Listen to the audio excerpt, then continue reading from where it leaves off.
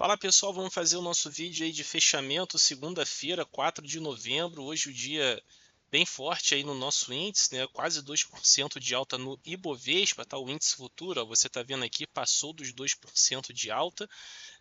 O contexto aqui, tá, ainda é de uma tendência de baixa. Então, apesar desse repique, desse movimento forte num único dia, isso não altera por si, a princípio, a tendência, tá? Muita gente tem falado dessa divergência aqui no IFR, né? Então a gente tem aqui, ó, fundos mais baixos no preço, fundos mais altos no indicador. Isso é uma divergência, é verdade. O que que isso indica para a gente? Pelo menos na minha leitura, que o movimento atual pode estar perdendo força e lá na frente pode sim sair uma reversão de tendência. Se é isso mesmo que vai acontecer, nós não sabemos. O que eu preciso ver aqui para acreditar que a gente tem uma reversão de tendência? O inverso do que aconteceu aqui na virada de agosto para setembro. Então eu vou querer ver aqui, em algum momento, esse tipo de formação no preço, ou seja, o mercado sair de topos e fundos descendentes e começar uma formação de fundos e topos ascendente, ou seja, uma tendência de alta aí dentro das características, né, da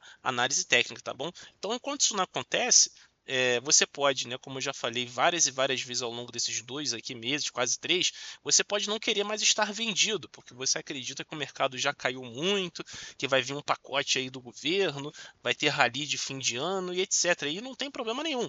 Mas eu acho que estar comprado a cada vez que o mercado faz uma nova mínima não tem sido muito interessante nesses 2 meses, até que uma hora vai ser, com certeza, né? Se você vai fazendo preço médio aí, uma hora o mercado vai parar de cair, porque ele não vai cair para sempre, e de repente você consegue sair com alguma coisa. Mas eu acho que dá para ter um pouquinho de paciência e esperar o mercado se arrumar, assim como foi, né, aqui nesses dois rallies aqui no ano passado, e como no ano passado, desculpa, esse ano aqui, assim como tem sido durante essa queda, né? Então, se você queria vender, esperou o mercado se arrumar e tá dando aí um trocadinho aí nesses últimos 2 meses. De todo jeito, cada um, como eu falo sempre também aqui, você que me acompanha, cada um tem seu estilo operacional, não tem certo e errado, melhor ou pior. Tem aquilo que funciona para você, aquilo que funciona para mim, e aí a gente tenta, obviamente, cada um seus critérios, aguardar as oportunidades, tá? Dolinha no dia de hoje, né, fazendo o exato oposto do índice, né? Então o índice aí subiu forte, o dólar a gente pode dizer que caiu forte, né? Então na sexta-feira, né, fechou aquele estresse ali brabo, um maior fechamento aí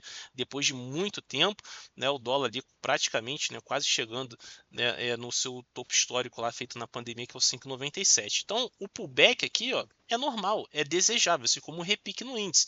Então, a gente quer ver agora se esse dólar vai continuar aqui no pullback, ou seja, continuar caindo e mais adiante gerar uma nova oportunidade de compra, ou se finalmente a gente vai ter uma reversão de tendência e aí a gente vai ter argumentos para começar a pensar em vendas no dólar. Por enquanto, é apenas uma correção. Os juros, os DIs, a mesmíssima coisa. Então, na sexta-feira, ali no final da semana passada, ficou aquele sentimento esquisito, né? Aquela acelerada ali entre quinta e sexta-feira nos juros, nos DIs, e hoje caindo bem, né? Caindo forte, a gente pode dizer assim. E aí, novamente, qual é o contexto? O contexto aqui é de uma tendência de alta. Então, os pullbacks, né, as correções, as quedas, elas são desejáveis. E aí, a princípio, elas serão ou poderão ser oportunidades para novas posições serem feitas a favor dessa tendência. Então, pelo menos aqui para ficar no recorte mais recente, de setembro para cá, é assim que tem sido. Então, as quedas aqui, vou pegar aqui o 2027, olha só, as quedas aqui nos DIs, tá, elas têm sido oportunidades para novas posições e os DIs, eles vêm, já que estamos numa tendência de alta, olha só, os topos anteriores vão sendo rompidos, até que uma hora vai mudar e a tendência vai inverter e aí a gente vai tentar, né, obviamente também identificar e aproveitar. Mas por enquanto, uma coisa de cada vez. Você está vendo aqui que, obviamente, no dia como hoje, os principais papéis do nosso mercado todos andando bem, né? Uns mais, outros menos. Olha aqui, destaque aqui B3, BTG, né? Altas aí superando os 4%. E é isso, o mercado vindo forte aí no repique e vamos ver se vai se manter assim no decorrer da semana, tá? O S&P, né, ficou aí no 0,30 de queda, chegou a estar caindo mais, voltou um pouquinho, mas fechou no terreno negativo. Você percebe aqui, ó, que por muito pouco, tá? O S&P ele perdeu a mínima da semana passada, daquele candle horroroso da sexta-feira, perdão, da quinta-feira, né? Só que aí o fechamento foi acima ainda daquela mínima da quinta-feira. Mas de todo jeito, o sentimento aqui no S&P tá estranho, né? Parece que esse S&P ele tem espaço aqui, ó, para continuar caindo. Se é isso mesmo, eu não sei, mas se continuar caindo, eu já falei, vou repetir, para mim o endereço aqui nesse S&P vai ser essa região aqui dos 5.500 e alguma coisa. Então, se você pegar o fechamento de hoje, a gente está falando aqui de algo próximo a 3% de queda. Lembrando, né, essa semana, amanhã, tem as eleições, né, nos Estados Unidos, então um evento importante. Não estou dizendo que vai mudar o rumo do mercado, mas, obviamente, pode trazer um pouco mais de volatilidade ao mercado. Tá? Além disso, a gente tem essa semana também a decisão de juros do Fed, que vai ser na quinta-feira ao invés da quarta-feira. Então, é uma semana que pode ter uma volatilidade adicional. De todo jeito, em termos de direção aqui, eu acredito e espero que, por enquanto, dá para aguardar por novas quedas aqui no S&P, pelo menos aí esses 3% para chegar nesses 5.500 e alguma coisa, tá?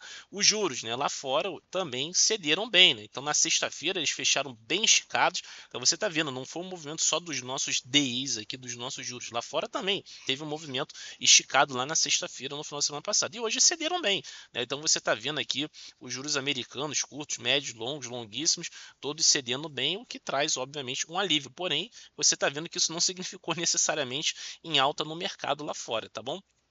O petróleo, né, usando aqui o contrato futuro, já que aquele UK Oil ali, que é o Brent, né, está com os dados com problema, petróleo futuro, né, segurando aqui no suporte e vindo para o movimento, né, já chegando aqui nesse 72, que é um ponto importante. Se vencido, tem aqui o 74 e depois o agora longe 79, tá bom? O fato é que esse petróleo, apesar de não ter sido aquela coisa mais clara do mundo, mas para quem quis, para quem gosta, né, desse tipo de trade aqui, de se comprar num suporte, alguma coisa assim, teve oportunidade, teve chance, por enquanto indo bem, tá?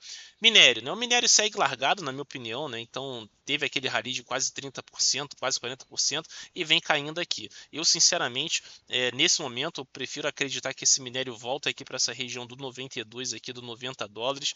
É difícil aqui, meio largado, tá complicado aqui esse minério, tá? Mas eu ficaria com esse viés um pouquinho baixista, tá?